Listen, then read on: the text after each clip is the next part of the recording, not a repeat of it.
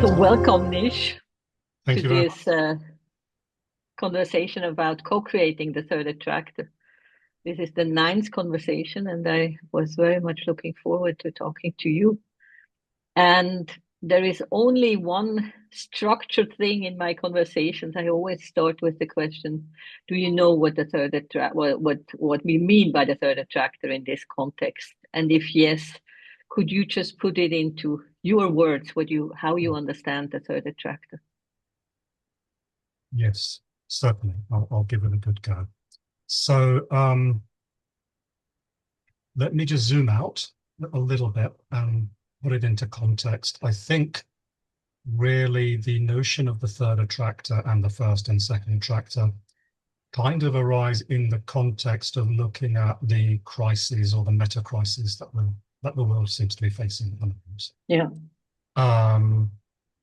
So by meta crisis, I mean issues that most people are familiar with, like global warming, pollution, political polarization, rapid advancements in things like AI, not really knowing where we're going to be going with that, the COVID-19 pandemic, which exposed vulnerabilities in our health system, the global economic system, and the huge wealth inequality. These problems just seem to be unmanageable and in some ways getting worse. So I'd like to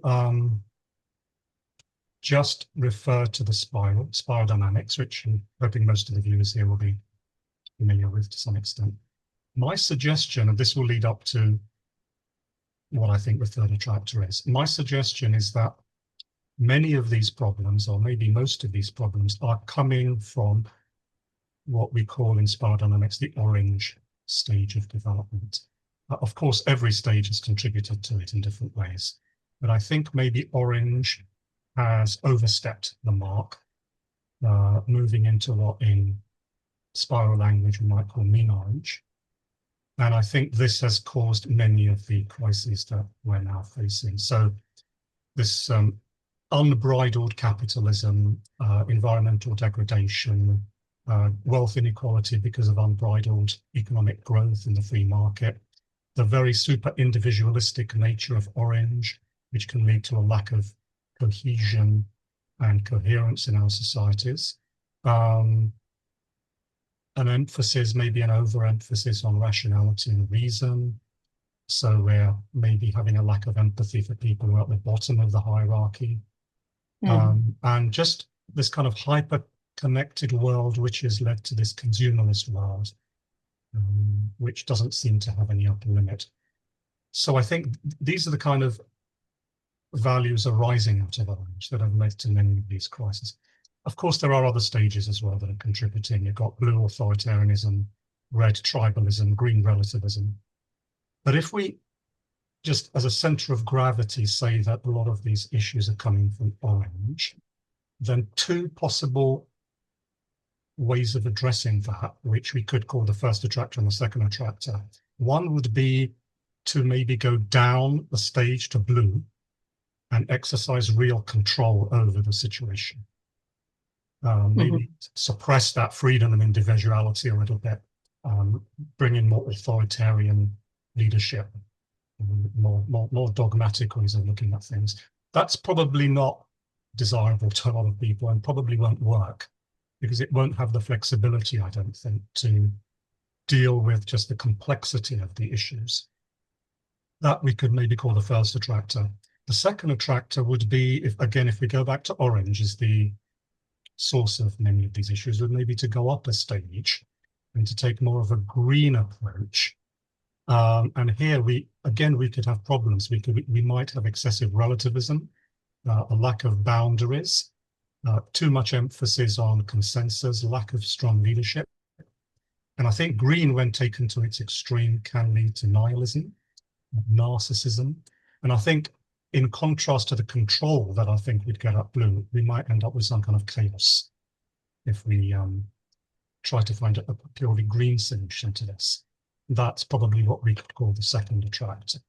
So I think... Can I just add one thought to that? Because I doubt that we can just pin it on green when the second attractor that would end up in chaos my sense is it could come from going too much into relativism, but I also sense it would go down to red or tribal, or like we could fall down the whole spiral when we really get into chaos. Yes. When everything falls apart, it will not just be a green situation. It will be a situation where much lower stages could arise again and show up again, especially a red and purple, and that would be real chaos then, not just relativism. No, yeah. Oh, I completely agree, and actually, perhaps green would facilitate that because of its lack of real hierarchical understanding. In a way, green will give red and purple the freedom to be able to move into chaos. So yes, I think it's the whole spiral is really connected there. So I think the third attractor would probably be looking for a third solution that's not the control, maybe of blue, and the chaos of green and these lower stages of getting into this kind of mess. So my understanding of the third attractor, I think it's Daniel Schmalkenberg who uses that phrase or originated that phrase, would be we need a third solution that's not either of those. It's something different that maybe has sufficient control, allows sufficient freedom, but without the excessive control or the chaos in the first two attractors. That's kind of, I think, what the third attractor would be pointing towards. Yeah, exactly. And what I find more and more with all these conversations, an interesting question is, do we think this third attractor can be created, can be put out? Because at the beginning, when I was thinking about the third attractor, I was kind of, I'm a little bit a utopian idealist, and I was kind of thinking, if we could put out something that is so attractive to people that it pushes everything else away, that would be wonderful, and that could create a momentum that then goes into the right direction. I'm not so sure this is how it will and can work, and I'm curious what you think what would happen, would need to happen inside and outside, like left and right in the quadrants, for the third attractor either to be created or to appear as a strong force that would have the power to be actually a third attractor and not just a utopian ideal. It's difficult because when we talk about making things attractive to individuals or collectives at the earlier stages, it's difficult because people are attracted to what their own stage wants. It's attracted to the values of that stage. So it might be, it's difficult really to necessarily conceive of how something which might be coming from an even higher stage. Say in spiral dynamics, I'm conceiving the third attractor as coming from yellow turquoise, kind of second tier cognition. How to make that attractive to the earlier stages. One possible way might be, ideally, second tier thinking takes what is valuable from all of the earlier stages, but maybe discards what is harmful in the earlier stages. So this could have a dual effect. The earlier stages could be attracted to the what we're keeping from that stage that is of value, but might resist where we're discarding what's not of value at those early stages. But I think to actually bring about that, what I'm going to call higher mind, or higher way of thinking, or higher way of being, I think the emphasis probably has to be on creating it in using Wilber's terminology in these four quadrants. And the attraction will be unconscious rather than conscious. I think if there is an evolutionary impulse at work in people and in societies, then by virtue of that evolutionary impulse being at work, that'll be attracted almost automatically to these higher potentials that we'll be actualizing, not necessarily consciously in the minds of everybody who's at these low stages. That's one possible speculation no doubt. Yeah, that's interesting, and it just triggered a question that I find an enormously important question. Do you think that the evolutionary impulse has a moral or ethical core embedded in itself or not? Who is creating the values, or are there inherent values in the evolutionary impulse?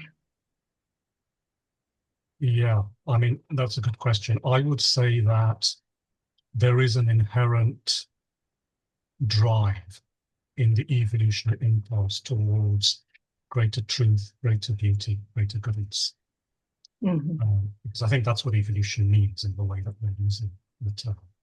So insofar as there is a drive to greater goodness, I think there has to be at least a general, in terms of a general gradient, a drive towards some kind of inherent greater and more inclusive ethical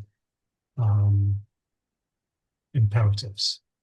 The specific way those might manifest will vary between individuals and cultures. But if we can say, deep structures, surface structures, I would say the evolutionary impulse will drive us towards deeper and greater deep structures, and then the surface structures will vary. But yes, I would say generally in answer, yes, I would say that the higher ethical imperative in some ways is the point of it. I don't think we're doing this just for, truth and beauty. We're doing this for the good of humanity and the good of life, so that we can flourish. Yeah, exactly. And the way Andrew, my teacher, put it was similar as you just laid it out. It's like the impulse has a he would have said it's a big yes. The impulse carries this big yes, which is nothing else than kind of striving for more beauty, truth, and goodness. Yes. But as we awaken to the impulse, we also awaken to the responsibility that we have to create the values and the ethics and the moral guidelines. And I feel like that also fits so well into stage development, because that's exactly what has happened over millennials, that these values changed with higher consciousness. And now one could debate if, when it came to rational and orange, if it went too far, but it was an expansion of values. It was a going into a new value set, and from there into another new one and another new one. And this is evolution. But it's us, it's the human beings that seem to create the values by adapting to the life circumstances. As spiral dynamics always makes it clear, the value systems arise from the life circumstances, and not just out of the blue. It's always kind of a response to how life unfolds and what needs to happen. One way to look at the way the stages unfold is to say that our circle of concern broadens as we move to higher stages. We move from, again, integral language, egocentric to ethnocentric, world-centric, cosmocentric. And then the specific details of that, of course, we have to work out as individuals and communities. And I think at each stage there comes a point where that stage isn't working anymore. Things have become so complex that egocentric doesn't work anymore. We have to move to ethnocentric. Ethnocentric doesn't work anymore. We have to move to world-centric, and so on. I think probably we're now at a stage where ethnocentric really isn't working. And we're going to have to find really healthy, workable ways of being world-centric, because these are global problems. Every problem I mentioned earlier, these are global problems, and we're all deeply interconnected. As long as we hold on to an ethnocentric consciousness, which is probably still a very large percentage of the world, we're not going to have the the space. We're not going to have zoomed out sufficiently to be able to even understand the problem, let alone find ways of sorting it. So, yeah, and I sometimes think it's even more tragic or more simple, as long as each and every one of us is fundamentally self-focused and not focused on the good of the whole. And it's interesting, in Daniel Schmachtenberger's first talks about the third attractor, he points out that one of the biggest challenges that we have is that we are all in our core rivalrous. We are always rivalrous in all of our endeavors. And he more or less says, as long as this doesn't change, and this is nothing else than what I try to say, it's like this inherent focus on what one's own good and yes, not on the good of the whole. absolutely. Even when you don't even think of circles, and yes, oneself, the selfishness sometimes is about the family and then the tribe and then the nation or the religion. But I often feel, but basically it's all of our own selfishness that Yes, is yes. at the bottom of it, no? Yeah, completely. I mean, when we say we're looking out for the good of the family or for the good of the country, we're still placing ourselves at the center of that. So Yeah, the family and the country become an extension of us. It's our identity. So when the family or the country or the religion or whatever is threatened, it's we fundamentally are threatened. yeah, So in a way, what you're saying is that, and I agree, that the shift has to go from ego to whole, from self to whole. yes, But there's some kind of exactly. shift has to take place there. Yeah. And my speculation is that even though, again, we talk in integral theory about change happening in all four quadrants. The four quadrants are rising, co-arising. That's, mind, body, culture, society. They all grow together. They're all parts of a single holon. For me, and this is probably my bias, in some sense, we have to begin with mind. We have to begin with changing our own perspective. And in some ways, that's the most fundamental one. Can we shift our own perspective to a type of a knowledge or a type of perception or a transformation of the personality in some way so that that really strong identification with ourselves as the center of our perception of reality shifts? I think if we can do that, that'll have knock-on effects in the Yeah. other three quadrants. So that for me is the kind of question. How can we move to I'll call it higher, for want of a better word, a higher way of Mm-hmm. thinking and being, so that the shift starts to move from ourselves to something much bigger than ourselves. And in a way, that bigger becomes the new self in some sense. Yeah. And I mean, what I hear you point to is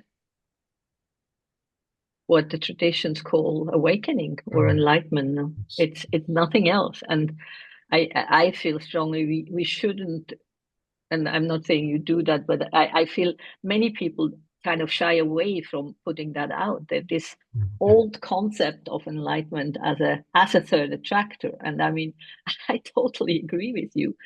I just struggle to see how it can happen in Yes. bigger scale than it has happened already, because it's still such a rare event in a way, and rare cases where people can make this shift and then live really a different life that also has a different imprint in the other three quadrants, as you say, because Yeah. only then we change culture. I mean, this is interesting because what I'm hearing you saying, and tell me if I'm wrong, but what I'm hearing you saying is that awakening itself is the third attractor in some sense. Um, so let's look at is what is it about awakening itself that might be attractive? In what sense is this the third attractor? And I mean, I agree with you, that is at root, that is the third attractor. But how can this awakening, however we define it, because there are different ways of defining it, but in this sense of, I mean, you're familiar with the growing up and the waking up, of course, in kind of talking about, in some sense, we're talking about growing up as awakening as well now, not just waking up, because a combination probably, yes, exactly. Well, because they're probably not as radically separate as we make out. So what is it about awakening, or the expansion of perception or higher insight, or however we want to frame it, that would be attractive in general terms to a human being? Let's look at that, and then also look at how this might manifest in different ways. But I want to suggest one framework that I've sometimes used when I'm talking to people about why this inherently might be attractive, even though most people might not frame it that way. My suggestion is that unconsciously, awakening actually represents everything that we really want, but we don't realize it. One way in Hinduism, in the Hindu tradition, awakening, one of the ways it's conceptualized is Satchit Ananda, being, consciousness, bliss.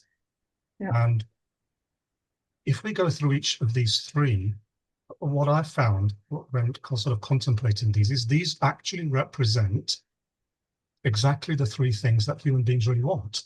We want to be rather than not be. We want to live rather than die. We want to have being, non-being. We want to know rather than not know. We want to have knowledge and consciousness rather than unconsciousness and ignorance. And we want to have bliss rather than unhappiness or misery or suffering. So Satchit Ananda really represents already the three things we're searching for in all these different ways across all these different stages. Every stage manifests Satchit Ananda in these different ways. But awakening is like the root of all of that. It's pure Satchit Ananda. It's already the source of everything that we want. And my speculation is that's because it's already your true nature to begin with, before you even start searching for it. So really we're searching for who we already are in our essence, but don't realize it. And that essence of who we already are, perhaps that has to be the attractor. It can't be anything else. That's probably, that makes so much sense. So that's probably why that's the attractor. The only thing that I would dare to add to these three qualities is we also want to have purpose or be co-creators. So in an evolutionary awakening sense, I would like to add that I think that's also what everybody is longing, like to be able to co-create the world, the universe. It's a fourth element, no? Oh, I completely agree. It's the kind of missing fourth from the traditional formulations. We have our Satchit Ananda. That's a very traditional formulation. You'll get that in somebody like Ramana Maharshi. But one of the reasons I really like the work of Aurobindo was he kind of introduced this fourth element, which is the evolutionary developmental aspect. So, Satchit Ananda, and then learning, creation, developing. Because obviously that's part of our true nature, because that's what we're already doing as we grow up. We're developing, and we have the potential to continue. Developing, co-creating, finding more expansion, and in that sense, awakening not as an end state, but as as the beginning of something that is so exciting, and that is a real third attractor. Yes, maybe this is the root of why or how this could be an attractor or be made attractive, being a little bit idealistic, but how this could be made attractive across the stages, because awakening, in the way we're using this term, these four elements, could be presented across the stages as, well, this is really the essence of what you already want. And this is Mm-hmm. one way to get what you already want. In its Mm-hmm. essence, everybody will have their deepest desires fulfilled through awakening. But of course, most of us don't realize that. Exactly. And then comes the question, how could that be done without tapping into all the already knowing or already defined ideas of awakening? That because there are so many traditions that have kind of tried to make this attractive or have made it attractive, and so many things that went wrong in all the different religions. I mean, it's kind of universal. The big question, I think, in integral is how, and that's where the term how does integral spirituality or integral awakening would be able to enter the world with a different framework that doesn't trigger all the old ideas about God, about awakening, about enlightenment, about gurus, about all these terms that are so loaded in so many people's minds. And Yes. that's you saw my little booklet that I wrote. My initial idea was if we had new words, and that was just kind of a play with this idea that I feel so many of the words that are being used in integral and in the awakening circles are so loaded with this sense of, yeah, I know what this means, or I don't like that because this, that, or the other things, that I felt like if we could come up with new language, new ways of putting the third attractor out, Yeah. that could probably be a new avenue to reaching people. Yes. I think maybe, I mean, I completely agree with you that the more traditional way of expressing this isn't going to work, except for people who are still very much bound at those traditional stages, which is the growing minority. I think two things. I think when we present these ideas, number one, we have to talk in language that meets people where they are. So Yeah. recognition of where people are developmentally, because these four notions that we talked about, being, consciousness, bliss, co-creation, in a way, these are like universal principles that take different forms as we move up the stages. They're present in every stage, but in a different form.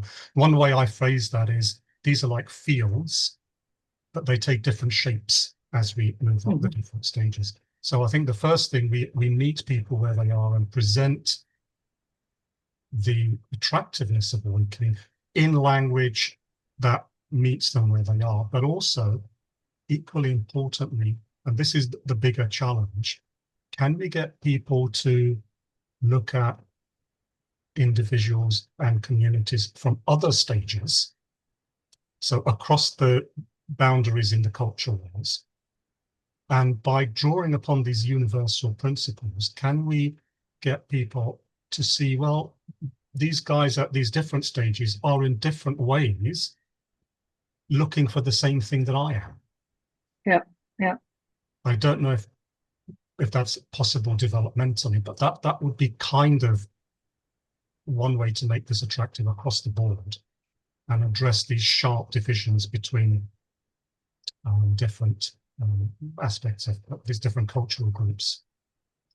Yeah, that makes a lot of sense. And also it could bridge the gap of all these polarized groups that have so much difficulty to talk to each other. And another aspect that I think would need to be part of this is to include all four quadrants for real. And I'm saying that mainly because I think that spirituality traditionally hasn't included, especially the lower right quadrant, like infrastructure, organization, all these big topics that would need to be part of this. Yes. And there is a tendency of spiritual groups, and I include ourselves there, and what we did with Andrew Cohen, to focus very much on the inner development on the left quadrant, and probably on the upper right when it comes to workout and body consciousness and these kind of things. But the lower right is a difficult one. And I'm curious what you feel, because I felt in my spiritual path when these openings happened, what also happened, I literally was less interested in the lower right quadrant. Mhm. And I was a businesswoman. I was very much interested in lower right quadrant in the first half of my life, or two-third.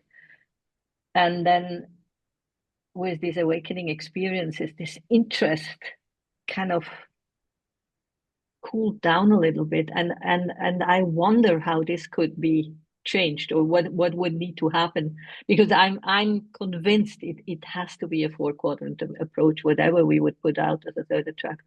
I agree, 100% agree. And yes, I think there is a common belief in spiritual circles that if we just transform ourselves, the world will automatically be transformed somehow because I'm transforming myself. Mm-hmm. And that if we change the inner, then that will change the outer. And of course, that's true. But I think we need to somehow get people to see that the opposite is also true. It's true in the other direction as well. If we change the values and the structures, if we change the outer, that will also change the inner. I think it works in both directions. All quadrants affect each other. There's influence in every direction. Yeah. And definitely, and certainly, especially in the more Eastern-oriented approaches, there is this huge emphasis on the upper left, which is the essential part of the equation, and maybe where we have to start. Mm-hmm. But yes, we might start there, but we can't finish there. We have to consciously work on all four, not kind of assume that transforming the upper left will automatically change the others. So we work individual and collective, and we work inner and outer. We have to address both of these dualities here consciously. Exactly. And to add to that, also, I think we also have to take responsibility. And like when we start to awaken, there is this sense of responsibility that arises, and this responsibility has to go also in the direction of the lower right quadrant, like being willing to engage in politics, in changing processes, in changing how we measure the success of companies and all these things. And but that's such a big ask. I mean, even describing it, I feel like it's almost suffocating, the level of change that is actually asked for. I think part of the culprit is in many of the traditional approaches to awakening, there has been this approach that in some sense the world is an illusion, it's Maya, it's not important. We leave that behind. We've gone beyond that, which is of course what we can call a form of spiritual bypassing. And I think every form of spiritual bypassing around all four quadrants has to be addressed and overcome. But yes, we have to become spiritual activists. Along with changing ourselves, we simultaneously have to be changing culture and society, because culture and society is not different from ourselves. We're arising together. It's the same whole. It's the four quadrants are not really separate. They're different dimensions of the same entity, which is that sort of holon that's expanding and growing. Why don't I mean? How about if let's go through all four quadrants if you think that's a good way to proceed, and I'll just sort of throw out a few ideas for how the kind of shifts that will be required across the four quadrants. And of course, you know, do interrupt me and let's go into it. Let's start with the easier ones, which are the inner ones. So if we start with mind, sort of higher mind, I think we'd need to develop obviously a much more expanded perception of reality. See the interconnectedness of things, see the unity of things. I think as we move beyond purely rational thinking, we need to develop forms of intuition. There's an intuitive knowing. non-linear intuitive grasp, not just linear rational thinking, which can lead to insights into things without having to go through long processes of thinking. And I think out of that non-linear grasp comes a real clarity and a real precision in how we see things and understand things. I think we need a transcendence of the ego, what we talked about before, the constant preoccupation with the self, or the self-contraction, what we could call it. And we need to get greater nuance with regards to polarities and dualities. So I think when we're moving into higher mind, it's not A versus not A, or A versus B, and we take a choice, but A and B are both correct in a larger unity. And I think we need to integrate mind with that growing spiritual intuition and realization that's growing, and allow that spiritual realization to descend into mind. So mind is not merely talking to itself, but mind allows itself to become almost like a vehicle or a receptor of higher understanding that's coming down. This is the kind of upper left I'm seeing, so the kind of things that Yeah, that makes total sense. Or I would probably phrase it slightly different, but saying exactly the same.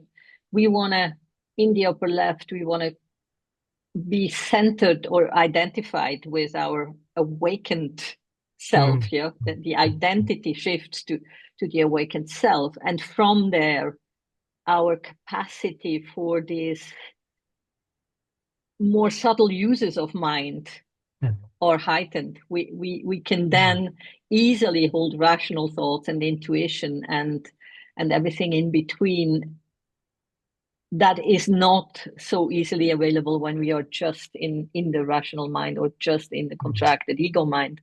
The awakening opens up this space that actually allows us to see the whole picture, or more of the picture than the small self sees. I don't think anybody can see the whole of the picture, but at least we see much more. And in there, one thing that I love also there is we are more capable of holding paradoxes, and that's very similar, as you say, that polarization is not so strong. It's the capacity to hold paradoxes as reality, and not crash under paradoxes, but actually be able to see, in a way, both is true. Yes, and it contradicts each other. Yes. Yeah.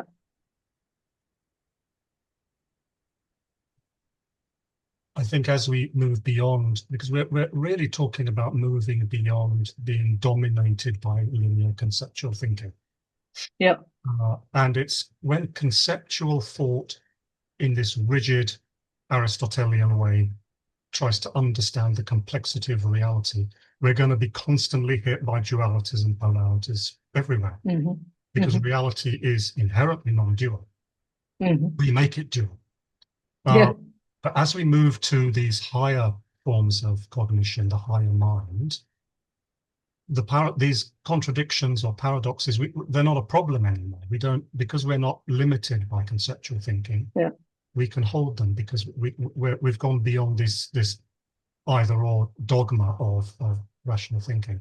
And also, one of the dynamics as we grow is that, as I'm sure you know, what was subject now becomes object all the way up, every stage.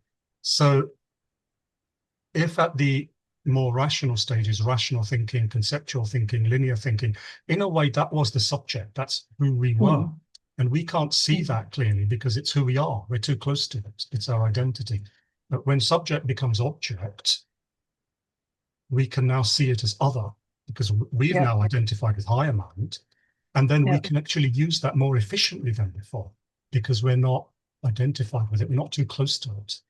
So it's now a tool rather than our identity. That actually makes us, counterintuitively, it actually makes us more effective in the world once we stepped back a little bit.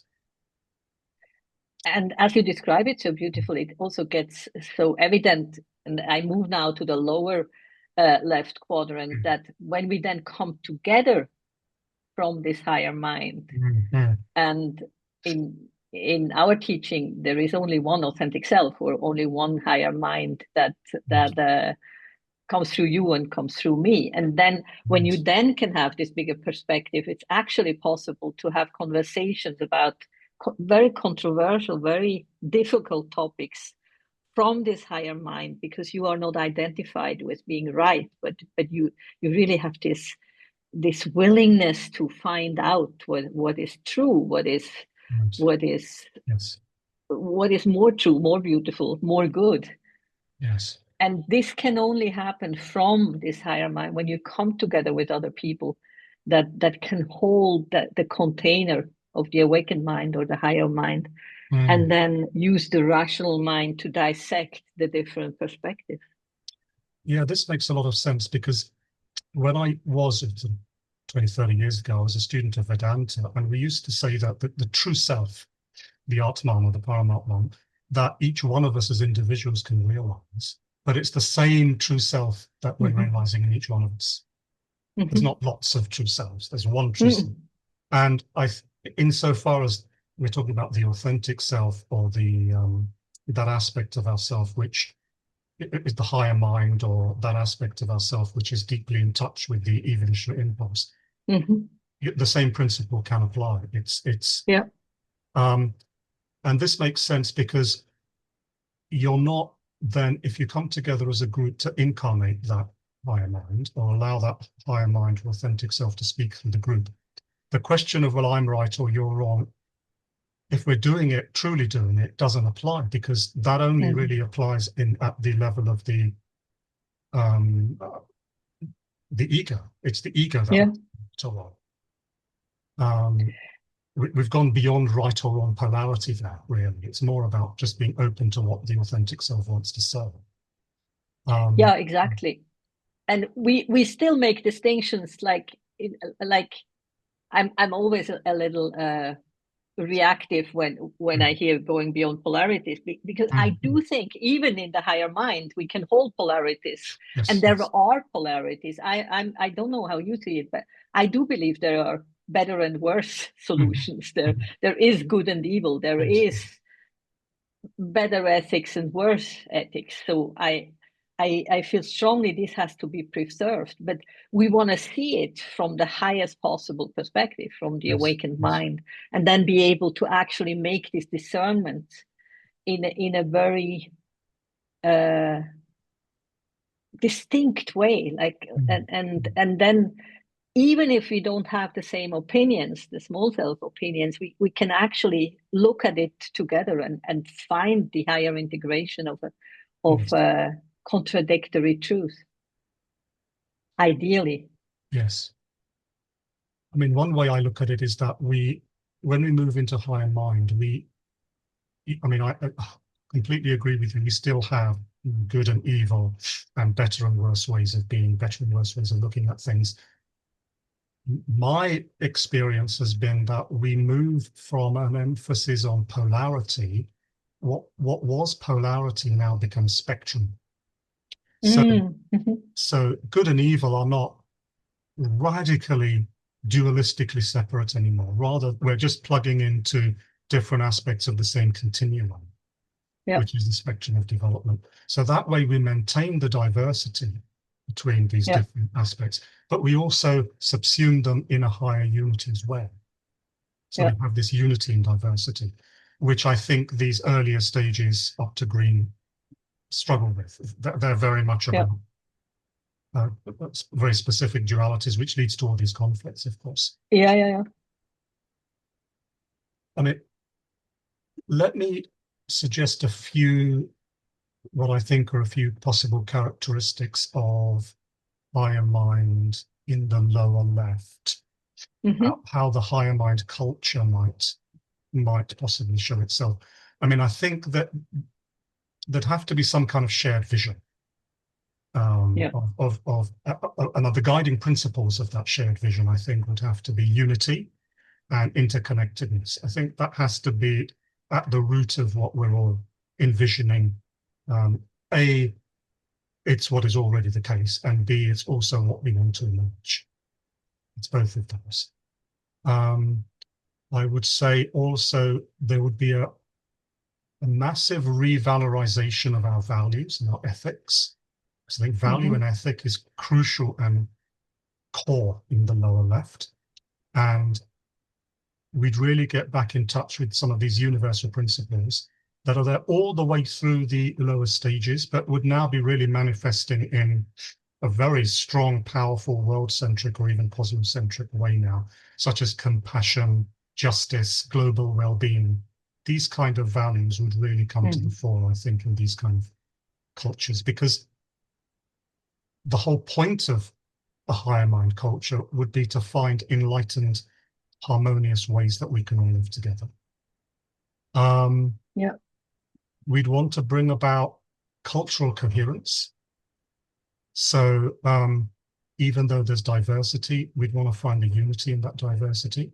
We'd want to allow for diversity, but also see the unifying factors across those different diverse approaches. And I think for those to be able to bring that into being for real, we'd need to really start drawing on spiritual wisdom. I think we'd really need to start opening ourselves up to wisdom practices, spiritual practices, and even educational systems in the lower left that would have to emphasize not just the intellectual development, which has been the overriding emphasis sort of blue onwards, but also emotional intelligence, spiritual intelligence, these different lines of intelligence, I think would all need to start being given equal emphasis. So we become well-rounded human beings, well-rounded cultures, rather than the kind of lopsided cultures we have now. We'd need to find ways to solve problems collaboratively. So, like you mentioned, Daniel was talking about there's this rivalrous thing. I think competition would have to become cooperation. We'd need to find ways to manifest these collaborative, holistic problem-solving approaches. And as you mentioned earlier about the authentic self, we want to find ways to create space for this collective intelligence to emerge or to incarnate, however we want to conceive it. And I think at maybe in a stronger way than manifests even at Green, I think we'd have to have a real mutual respect for diverse perspectives. We'd have to really allow diversity while also searching for that underlying unity. These are the kind of things I'm seeing in the movement. That's beautiful, and I agree with every word. And where it gets tricky, even how you describe it, is that we all have a sense, I think, that coherence is important. No, that coherence is something that we feel like, that we need coherence.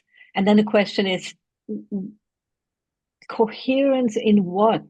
Or towards what? Because I agree with you, diversity is very important, and the respect of diversity and being able to include as much as possible. So it's almost a question, where does the coherence sit? And then again, I feel like that the only place where I can see that the coherence sits is in the awakening, is in the evolutionary impulse, is down there in what you described at the beginning as our true nature. Absolutely. If we can cohere there, then everything else, it feels like everything else will take care of itself. But it's such a utopian. It is. But I think we have to start with that and then find ways to bring it down and get down into the nitty-gritty. But I agree, we're not going to find unity at surface levels, because that's where the diversity is. There's a developmentalist, I think it's Commons, I think his name is, and he uses a phrase called cross-paradigmatic universals, which is a fancy phrase. And I think what it means is that even though you've got these different paradigms and these different ways of looking at things, there are these universals that are present throughout. And I think we identified these four. being, consciousness, bliss, and co-creation. These are universals Yeah.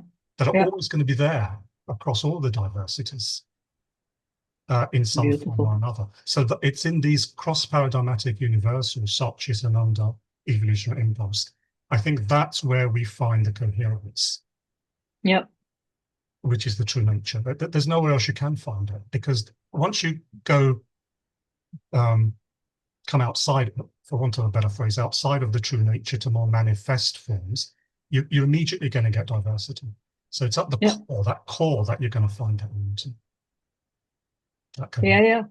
And that core and that coherence in the core comes through all the diverse Yes. people, human beings, and that is very exciting, because Yeah.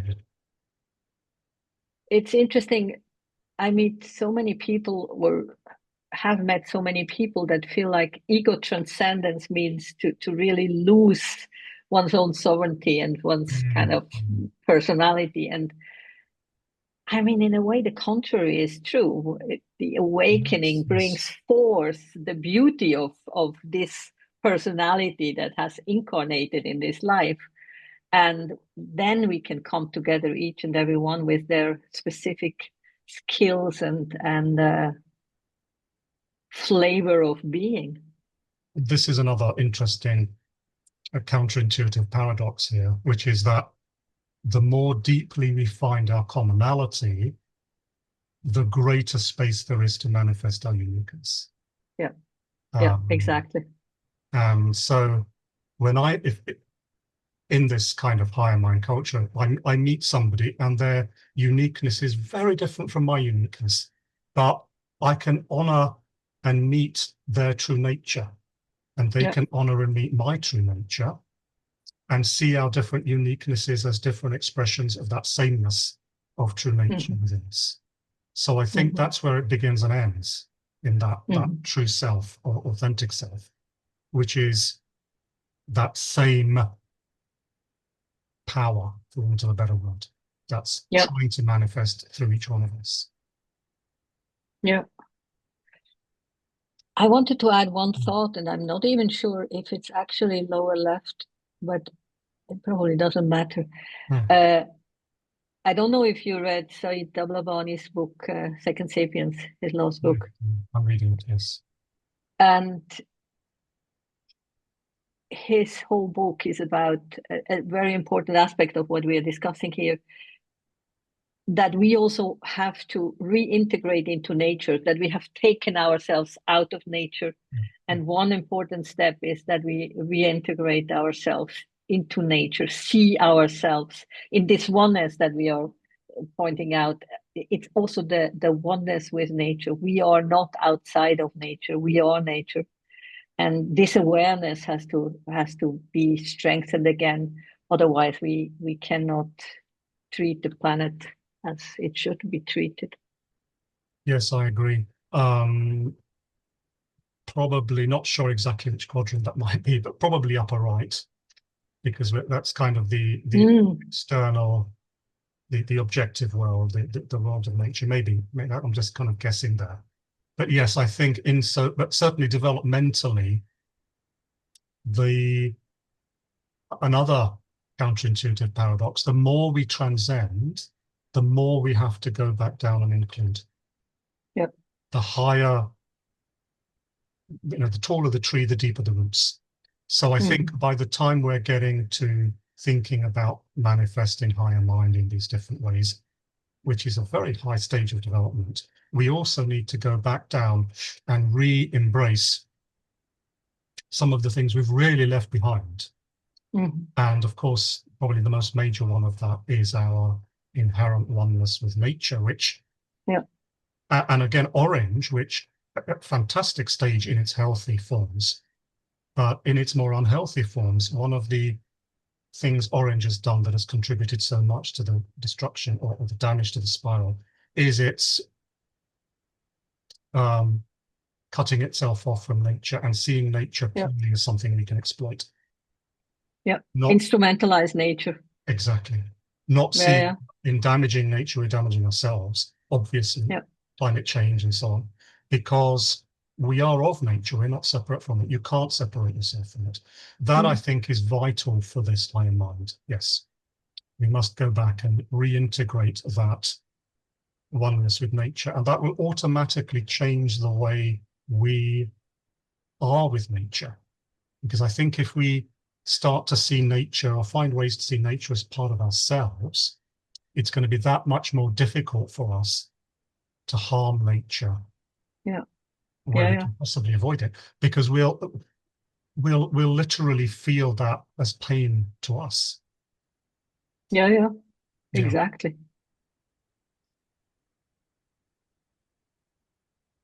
And it's interesting in spiral dynamic where the second tier stages are meant to kind of reflect the first tier stages, but on a higher level. And it's in turquoise where this reintegration of purple, nature spirit, connection to nature, like this intuitive feeling for nature and for being part of nature comes back on in the second tier, which is very interesting.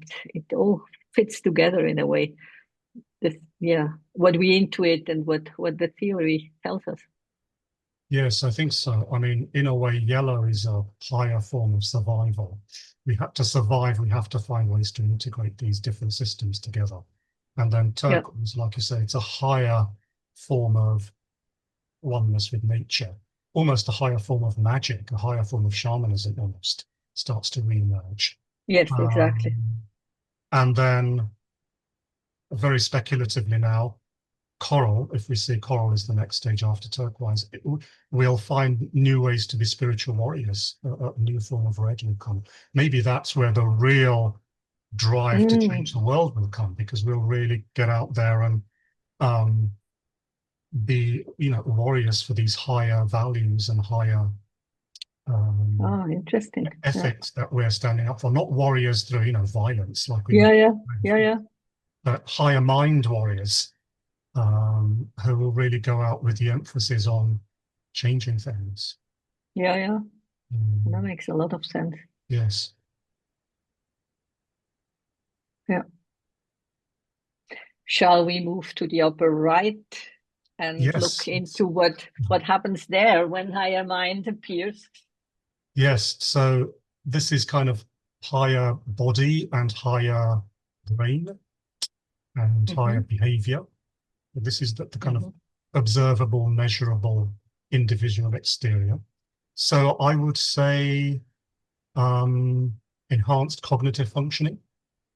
I think our cognitive abilities, our abilities for reasoning, our abilities to solve problems, these will become heightened in some way. Going back to what you said earlier, maybe in part that's because we're now zooming out and we can use these things effectively as tools. And I think insofar as each higher stage manifests a greater level of complexity, one of the definitions of what high means, we'll be able to engage in complex analysis more easily, which is needed to actually solve the world's problems, because they have become incredibly complex. Maybe we just can't solve them at anything less than higher mind, because we can't hold the complexity of them. So we come up with these partial solutions that just don't work. I would suggest there's the way that the knowledge and the insight that we start to allow to flood in almost at higher mind, we'll probably find more refined ways of expressing that. Maybe our forms of communication, our forms of teaching, our forms of transmission will change, and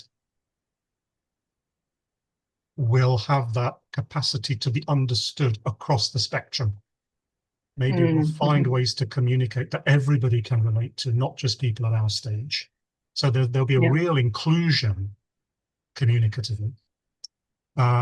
So in a way that the fully embodied higher mind will become a channel for this truth that's coming through, but in very practical ways, in very observable ways, not just abstract spiritual teaching. This is going to be something that can really descend all the way down the spine. Yeah, yeah. I would say our behavior, going to our ethics, because observable behavior, I think there'll be an easier, more natural alignment of our behavior with some of these higher ideals that higher mind correlates with. So, integrity, compassion, wisdom. In a way, these things will become less of a struggle. They'll start to manifest more naturally, I think, than perhaps they would have done at earlier stages. We won't need to mandate for them in the way we might do at, say, blue. They'll just be more natural. Yeah, The they way arise. authentic self is shining through now in a way it Yeah. couldn't so clearly, so obviously at the earlier stages. And I think also there'll be a very clear, I know Andrew uses this phrase, the clarity of intention. I think there'll be a real sustained clarity of intention and focus in our action, which perhaps is lacking somewhat in some of the earlier stages. And this will allow us to actually fulfill our purpose in a more efficient way. Aurobindo talks about how the higher mind finds ways to be much more efficient than some of the earlier stages. And I think that comes through this purpose and focus, clarity of intention that comes through. Yeah, yeah. So these are some of the kind of upper right features that I'm seeing here. Yeah, what comes to mind for me is kind of this sentence of show not tell. It's we show up differently in the upper right as people.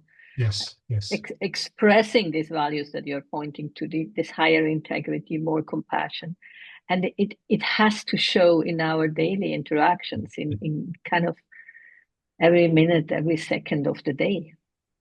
Yes, it's as if we really do start walking the talk now Yes. at this stage. Yeah.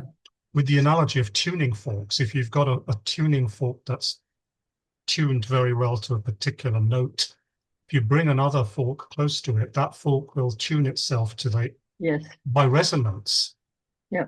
So it's almost as if someone is truly embodying higher mind, it's by virtue of their very presence that the people around them will change. They won't need to sit through, you don't need to go on a 2-year course to learn everything. You just spend time in the company of that person and something shines through. So showing up starts to become not just verbal, it starts to become almost energetic now at this point. Yeah. Presence starts to shine through. Yeah, that makes a lot of sense. It's interesting. I always felt that one of the strongest aspects of Andrew's transmission was that he made his students to want to be their best selves, like this sitting up and that had a lot to do with how he showed up and how with his personality and what he transmitted. Yes, yes. And I think I think this kind of is the result of getting more deeply in touch with your evolutionary impulse. I think that impulse, once you allow that to really take you over, this is my experience. I wake up in the morning and I want to be my best self. Yeah. Across every line of development. And so I wake up excited to wake up because I'm now going to strive to manifest true nature better than I did the day before. And it's an exciting thing to do. These are not dull, tedious practices that you don't really want to be doing. This is an exciting life if you can really get in touch with that. Absolutely. It's very exciting. And what is also part of it when you are actually living it's not about then beating yourself up in the evening when you struggled in this or that. It's the general position of wanting to be your best self and trying your best, giving your best to the cosmos, to the universe. Always. Exactly. And then adapt and respond to what needs to be responded to. Mm. it's the most beautiful way to live. That's again for me a third attractor to live a life like this. Yes, yes. It's nothing better. And to be the best, not in some specialized little area, Mm, like, your job or your hobby, but to be the best in your totality. So one yeah, practice, it's not even a practice, it's become natural now. I wake up in the morning and the first thing I say or think is, wow, I'm so grateful to be alive, hmm a conscious being, living a kind of life where I have the privilege of thinking about this kind of stuff and living this kind of hmm way of life. So now I'm going to make the best of it, and not in some narrow way, but for the sake of the whole universe that actually brought me forth and allowed yeah, me to be in this position. If we can sit in that position of gratitude and then acting out of that yeah, gratitude to pay, it's a crude way of putting it, but to pay the universe back in a way for giving us love by yeah, cooperating with what the universe is actually trying to do, which from everything we can tell, it's the universe itself is trying to develop more and more complex ways of being. yeah, We cooperate with that consciously, yeah. And that becomes the basis of everything we do. And it's not separate really from the traditional spirituality because it's grounded in true nature. It's just hmm that we don't simply sit satisfied in true nature. We then, in addition to realizing true nature, we also want to actively find better and better ways to manifest that true nature. yeah, yeah, exactly. Andrew often called it realize and respond. That's Mm. the movement that you just described, and Yes, I yes, find that endlessly helpful. It's like this constantly being awake and realizing the freedom and the wideness of consciousness, but then not sit there and lean back, but mm, respond to what shows itself, what yeah, what wants to be responded to. And that takes a very you have to be very conscious, you have to be very mm, observant, and it's not about making plans into the future, the next mm, 10 years. It's about responding always in the present moment to what presents mm, yeah, itself to you, and then respond appropriately. Like yes, appropriateness is another quality that I find very interesting, that yes, arises. You want to see what needs to happen and respond appropriately. yes. And I think that at the upper echelons of second tier, even potentially moving into third tier, that almost becomes a natural response. Yes. We're in a way, higher mind tells us what to do. Higher mind Yeah. automatically, we become progressively transparent to higher mind. Yeah. We become vessels of higher mind individually and also collectively. I think it has to be both inner and also outer. It's all of that. Yeah. Yeah. And it's one of the most fascinating of these paradoxes that you just described, like this, because I do that too. We go in and out of saying we surrender to higher mind and let higher mind take over. And at the same time, it's a non-dual state that we are higher mind. Yeah. So it's one of this paradox, and it's literally both is true. There is a Yes, surrender, and at the same time, it's us, it's me, it's yes, you. yes, yes. And but there seems to be an importance in seeing that surrender is part of it, because if we just own it, the chances that it's the ego that owns it Yes. are high. So this aspect of surrender and let the higher mind take over is so important, and at the same time there is nothing else than the higher mind, so nothing can surrender to anything. So it's it's fascinating. Yeah, it's another of these paradoxes. It's the greater the surrender, the greater the sovereignty and autonomy. Yeah, It's very, exactly. it's very odd. And you really need to be in that post-green consciousness to be able to hold these kind of Yeah. paradoxes because they just don't make sense to first tier. And I No. think we can go too much one way. In the traditional spiritual traditions, I think there's been too much surrender and not enough sovereignty and autonomy. Yeah, And in definitely. Western culture, divorced from the spiritual wisdom, it's been the other way around. Too much autonomy and sovereignty, no real sense of and no surrender. surrender. It's that balance between the two. Yeah. It's out of that something extraordinary can happen, I think. Yeah. Or I would even dare to say, or advocate surrender first, to then find sovereignty arise beyond the surrender. It's not really a balance, isn't it? It's like the surrender seems to be one split second before the sovereignty can co-arise again. Yes, it's like we surrender, but we don't surrender in order to disappear. Exactly. In order to manifest. We surrender to higher mind, so higher mind can use us. As beautiful. Yeah. So one more quadrant. One more quadrant, and probably save the most difficult one till last. I think the lower right, society. So but this is difficult, and even more difficult to see the practical steps to bringing it about. So here are some of the characteristics I'll suggest. It's the creation of systems that are harmonious and that integrate. So we want to find a balance in the systems we create between the human need and the needs of the natural world.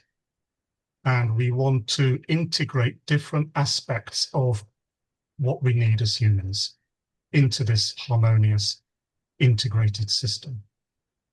So what I mean by that is social systems, ecological systems, economical systems. They need to be much more integrated, harmonious, world-centric, and even cosmocentric than they are at the moment. At the moment, these systems all tend to be very ethnocentric, I think, and that's what leads to this competition. That needs to move to a more world-centric cooperation in these areas. I think organizations generally, like businesses, governments, non-profits, these need to be organized in a more holistic way and a more adaptive way.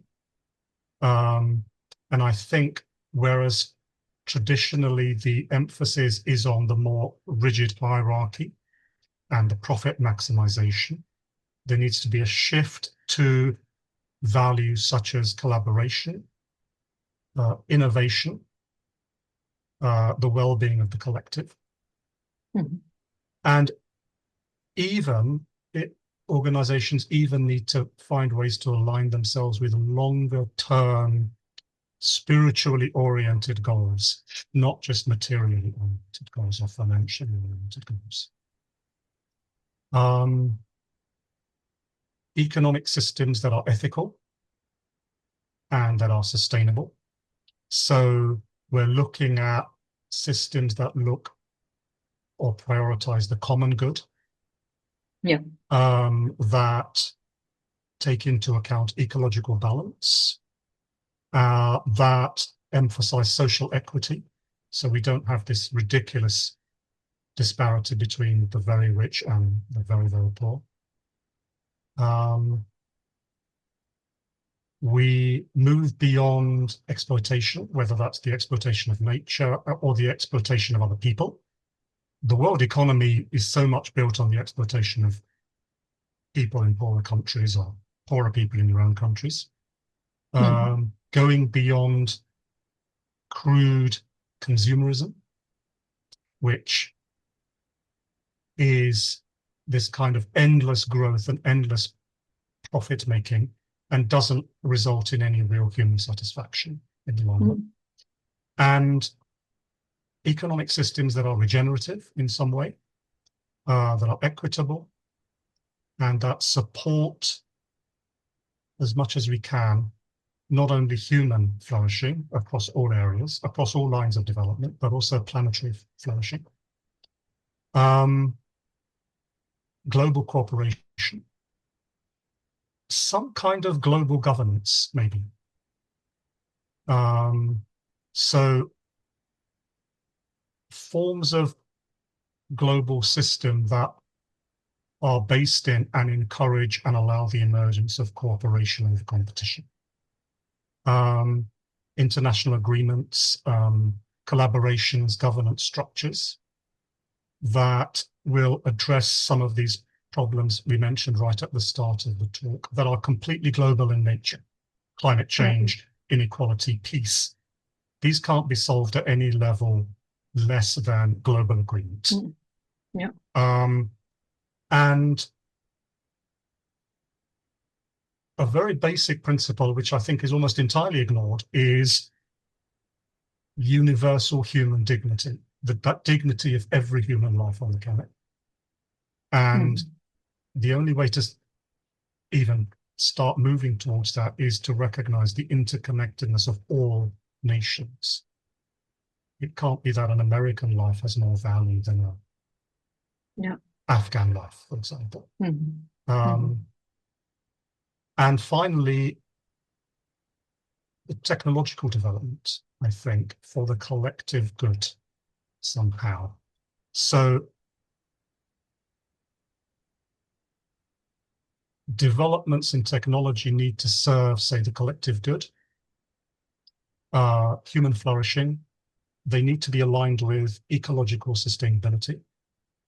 And here I'm looking at things like, of course, AI, renewable energy, as far as it's possible, equitable access to resources, and the value that drives us, which will naturally occur at green and above, I think, is the benefit of the whole, not the exploitation of one part of the whole by another part of the whole. So I know this is all very idealistic, but I think that's the far point. I think that's what we have to have. Absolutely.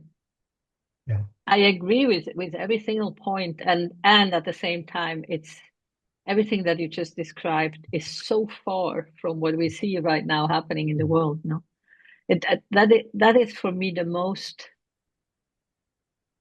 difficult aspect of this utopia, to even find in myself hope that this could happen. Like global governance, for example, there is everything that is happening right now is exactly the opposite of what could be called global governance. And so, this is a hard one.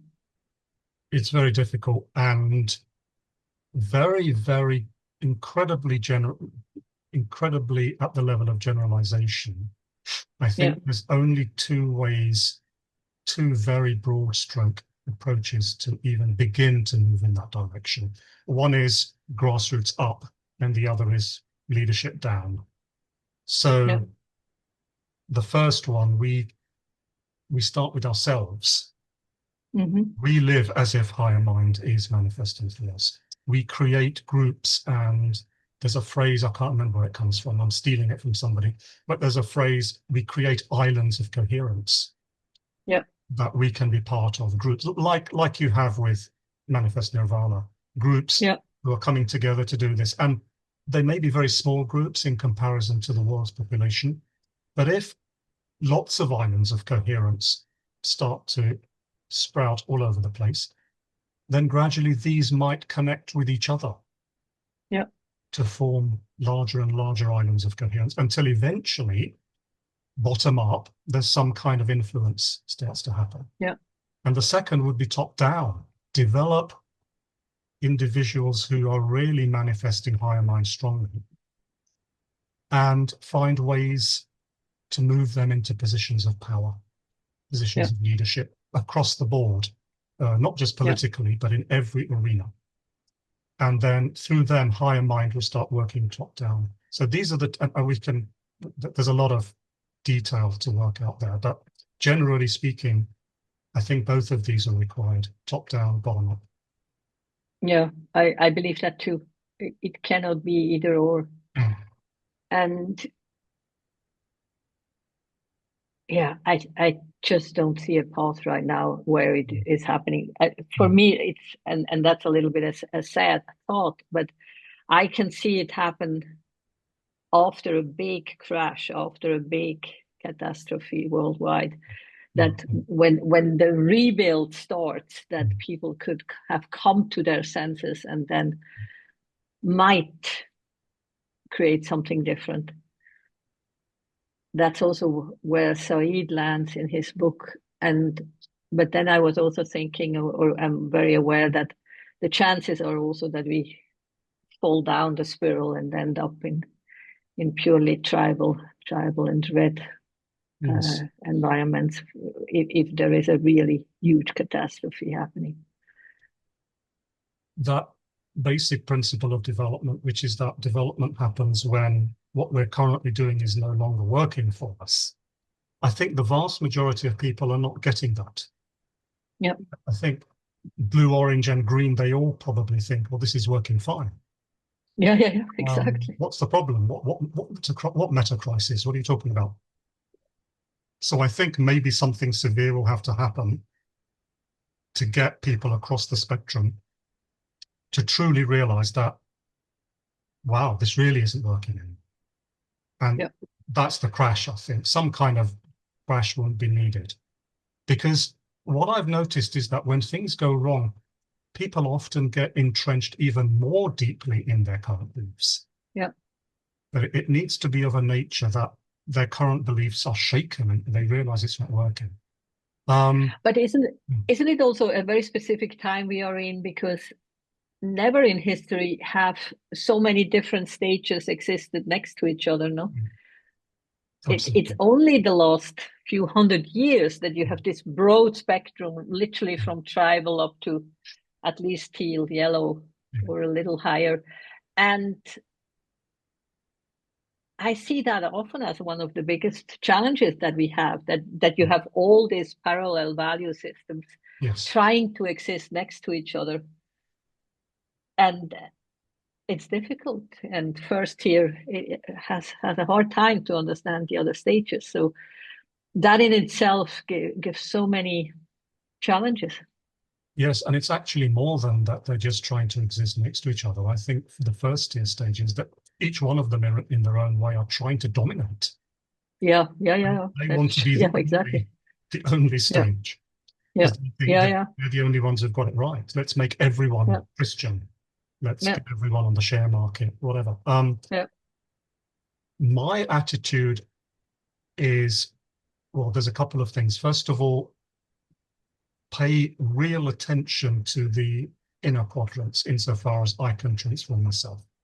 Take that really, really seriously, mind and body, and find other people where this collective higher mind can manifest, like the work you do in Manifest Nirvana. And the second thing is, and this is, it kind of sounds a little bit idealistic, but I'm not sure if it is, we as part of our own development, we have to have some kind of faith in the intelligence of the evolution, some kind of faith in the intelligence of the spiral. That, okay, human beings have screwed up quite badly, but the spiral is more powerful than we are, and nature is more powerful than we are, and spirit is more powerful than we are, and a way will be found somehow for evolution to continue. There I have no doubt that evolution will find a way. The question is how much suffering that will be involved. How much suffering humanity needs to go through, or the planet needs to go through to find its way to higher integration. Yeah, that's a good question. That's an open question. Probably, to be honest, quite a lot, because I think it's going to take a lot to shake people out of their complacency. Even though what's going on in the world now is bad enough, it's still a lot of complacency around, and I think that has to be thoroughly shaken. In the Hindu system, you've got these 4 ages, the 4 yugas, where things get worse and worse and worse. And according to Hindus, we're now in the Kali Yuga, which is the final, the worst age, the most materialistic age, where we completely forget spiritual values. But in the Hindu system, it's exactly when things get so bad that we can't even imagine them getting worse, that the Satya Yuga, which is the first yuga, reappears. It's in that place of the greatest darkness that we create the space where the greatest light can come through again. Yeah, yeah. Somehow we have to practice and do all of our stuff, but always have that faith in the background somehow, even if we don't know the details. And that's Yeah, difficult. yeah, no, absolutely. It's interesting in myself. I'm a totally positive person in myself. Mm. I believe in this big yes, but the rational mind looking at the world has, Yes, yes. has doubts that this will go smoothly. And living here in India now, I'm also so aware that India is only just moving from blue to orange, no? Yes, yes, And with massive steps, yes, successfully, and and people getting out of poverty.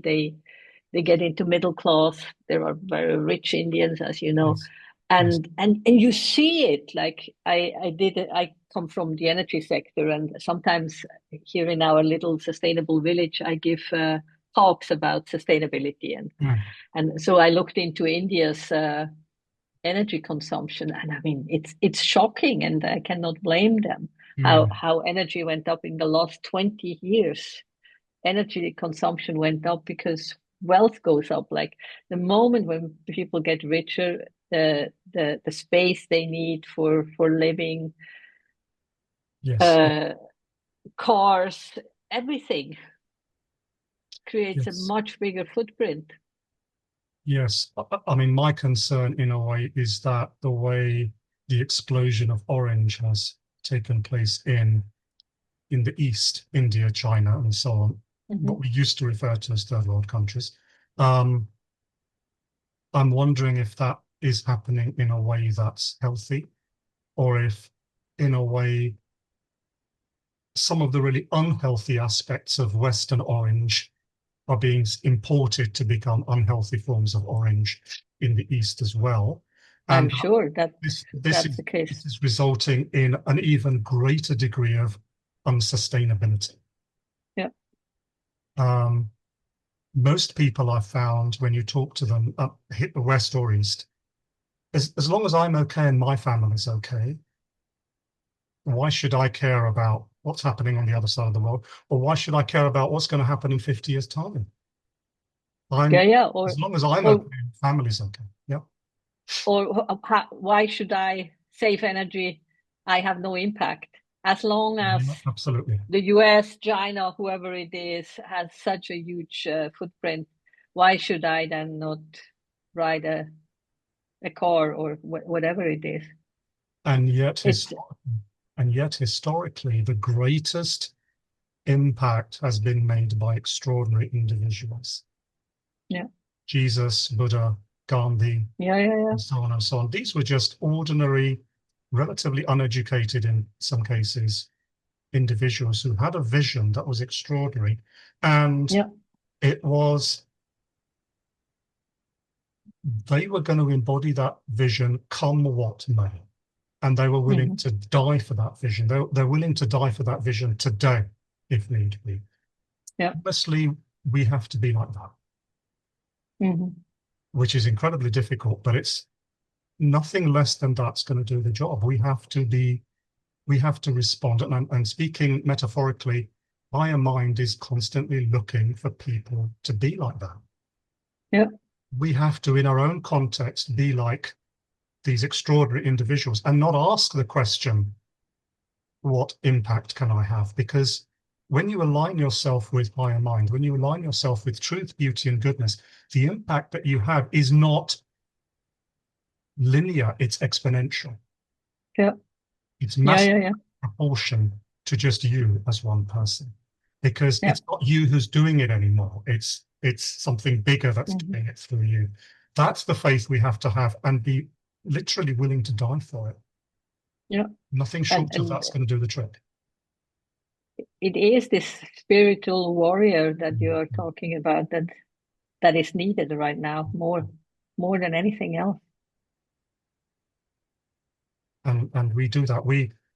we allow ourselves to emerge as spiritual warriors, and we create spaces where other spiritual warriors can emerge and we can work with them. And if you have 10 spiritual warriors in a room working together, manifesting higher mind together, it's not going to be 10 times one spiritual warrior. It's going to be 1,000,000 times one spiritual warrior. Yeah. That's if you have the real ones. Yeah. If you have the they real are ones, rare. And yeah. they are rare. They are rare, absolutely. They're rare. But it's not zero. I think they do exist. They do exist. I'm sure Andrew was one of those. And there are other teachers and unknown people we've never heard of who are like that. Yeah. That's where we have to put our faith that spirit will overcome in the end. Yeah. But yeah, we have to be willing to go through some shit in the meantime. Yes, it's not going to be easy. Fire. No, it's not going to be easy. Is there anything else you wanted to bring in? I think it was a beautiful conversation. I really enjoyed it. It was a beautiful conversation. Thank you so much. No, thank you so much. We've covered some good ground, and what would be interesting is maybe at some point in the future we go into more detail about the practical actions that we can take. Because we've kind of laid out the vision now across all 4 quadrants. But maybe at some point we do another journey around the 4 quadrants and look at really practical, actionable steps that can be taken. Beautiful, I would be totally up for it. Yeah, it's very interesting. I don't know if you know Rufus Pollock. I had a beautiful conversation with him too, and he has a community in France. And we also ended on a similar note that we said we should actually come together, even with a few people, and talk concrete, because like what does it mean for us to create this new culture of third attractor culture, or however we want to call it? Yes, absolutely. I mean, sometimes I've even toyed with the idea of writing some kind of mystic manifesto or higher mind manifesto, which would literally put this in. I mean, it can't be too concrete, but general direction in which we need to work. So this is the kind of direction we can move in if we really want to take this further in real concrete. It's interesting that you say that. I actually I did write an integral non-dual manifesto a few months back. I can send it to you. I'm curious what you're saying. It was just an experiment. I'm great. Thank you so much. And let's stay in contact, and all the best for your endeavors. Thank you, and you too. Thank you very much.